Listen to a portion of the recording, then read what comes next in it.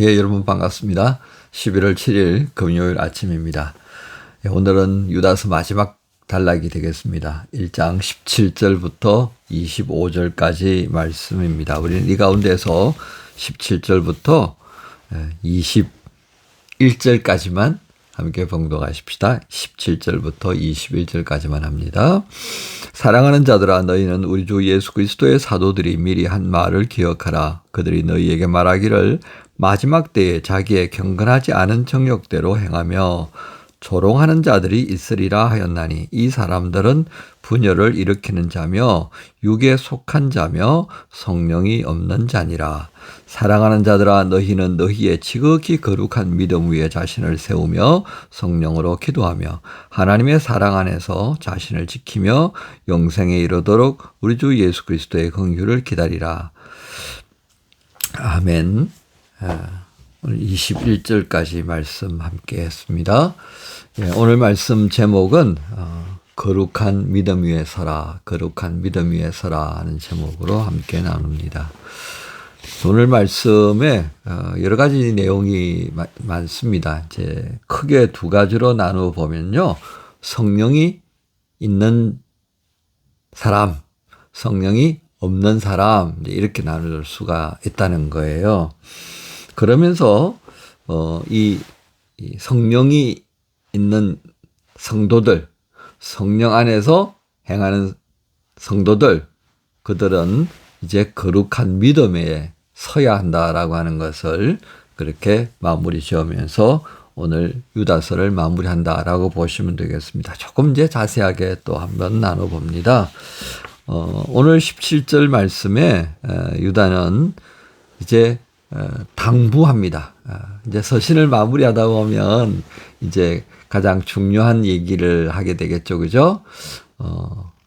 예전에 그 부모님께 용돈 타다 쓰던 그런 시절에 이제 그 멀리 공부하는 자녀들이 이제 부모님께 편지 쓰면 어떻습니까? 부모님 전상서 이런 식의 이제 예전에 서두를 썼어요. 그리고 쭉 날씨도 서둘러 추운데 어쩌고 저쩌고 한참 얘기하다가 아버님, 어머니 사실은 이렇게 해서 이제 돈이 필요하다는 얘기하죠, 그죠? 마찬가지입니다. 오늘 이제 서신의 마지막 끝무리에 있어서 가장 중요한 부분들을 당부하는 것이죠. 자, 어떤 내용이냐면 지금 유다 서신에 있어서 가장 걱정하고 있는 부분이 무엇입니까?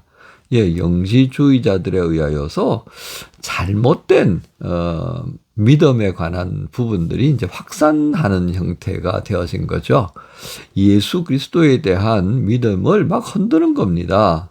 자, 그것을 경계하면서 이 유다서의 흐름은 거룩한 믿음이 설기 위하여서 어떻게 우리가 할 거냐라고 하는 것이 초점이 되어 있습니다. 그래서 20절 말씀에 보면요, 지극히 거룩한 믿음 위에 자신을 세우라 이렇게 되어 있습니다.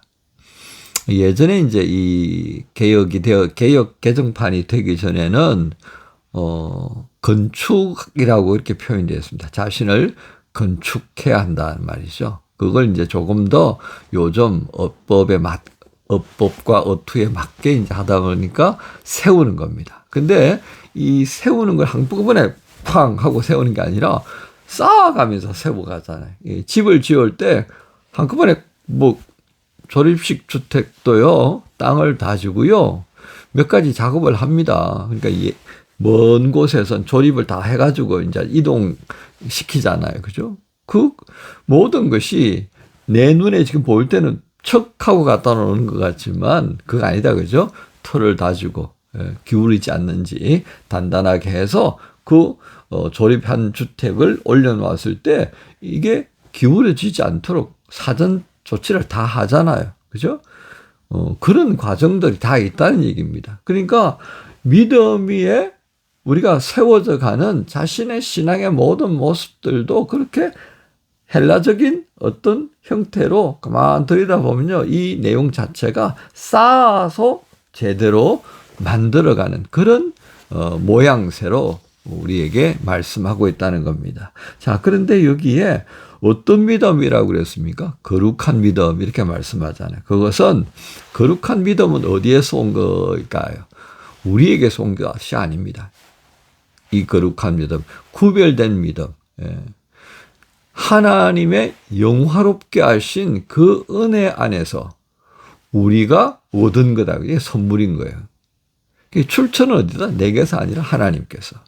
예수 그리스도를 통해서 구별되게 하셨던 그 은혜에 근거했던 믿음이었다. 또 이 거룩한 믿음이라고 하는 것은요. 하나님께서 예수 그리스도를 몸으로 만들어 세우신 이 교회라고 하는 것이 중요합니다. 교회의 그 역사가 있잖아요. 그죠? 교회 공동체 안에서 계속해서 전성되어져 온 그런 공동체적인 모두가 인정하는 그런 믿음이어야 한다는 겁니다. 자, 하나님께서 주신 이 예수 그리스도로만 우리가 구원받는다라고 하는 이 믿음 있잖아요. 그죠? 그리고 아주 세세한 내용들을 우리가 다 이해하지를 못하니까 교회가 함께 고민하면서 정리해 나가는 거예요. 대원칙은 흔들면 안 되는 거예요. 그죠? 그것에 근거해서 아주 작은 부분들을 어떻게 할 거냐라고 하는, 어떻게 우리가 이해할 거냐, 어떻게 설명할 거냐, 이런 부분들은 교회가요, 모여서 고민도 하고, 기도도 하고, 토론도 하고, 그러면서 하나씩 하나씩 다듬어 나가는, 이건 이제 신학이라고 하는 거죠. 신학. 교회는 신학이 있어요. 교회가 교회되게 하기 위한 신학인 거예요. 자, 그러한 공동체적인 공인의 어떤 그런 과정 안에서 정리되어진 부분이 있다고요. 그러니까 이것이 중요하게 연결이 되는 겁니다. 자, 다시 말씀드리면 하나님께서 예수 그리스도를 통해서 우리에게 이렇게 해야만이 너희가 구원받는다라고 하는 걸 말씀하셨잖아요. 이게 십자가 구원입니다. 우리는 그걸 아멘에 했어요. 자, 그런데 십자가 구원에 있어서 우리가 잘 이해하지 못하는 것이 있거든요. 영주주의자들은 그걸 지식이라는 말로 완전히 이상하게 만들어 버렸는데요. 우리는 아니죠.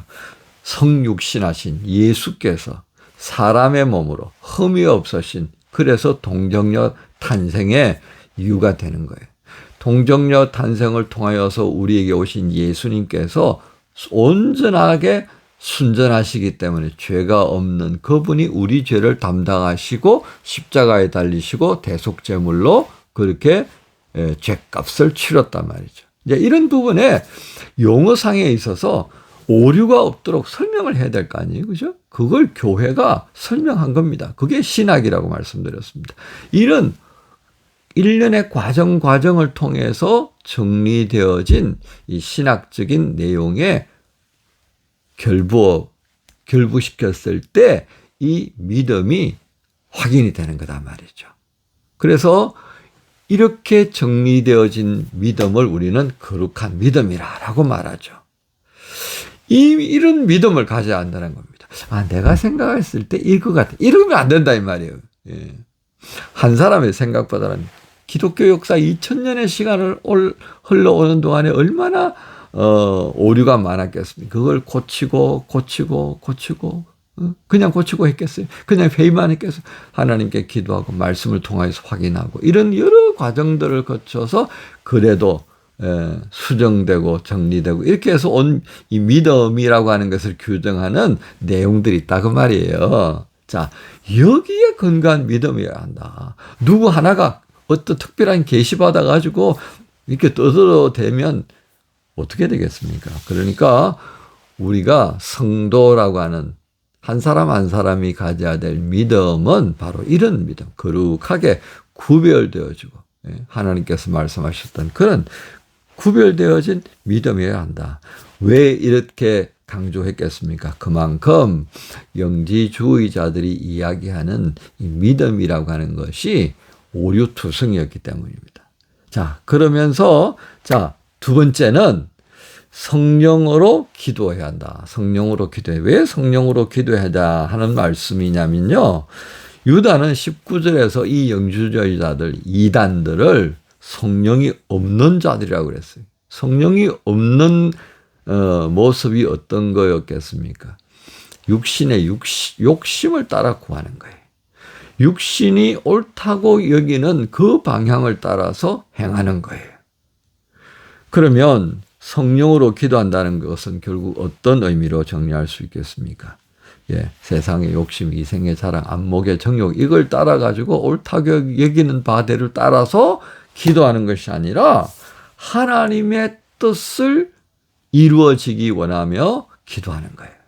그래서 우리가 우리 하나님 주님의 교회에서 예배 시간에 그 기도 인도하고 난 다음에 어떻게 합니까? 항상 주님이 가르쳐 주신 기도로 기도합니다 하는 이유가 뭐예요? 주님이 가르쳐 주신 그 기도 안에는요, 정말 우리가 기도해야 되는 큰 줄기가 있다 이 말이에요.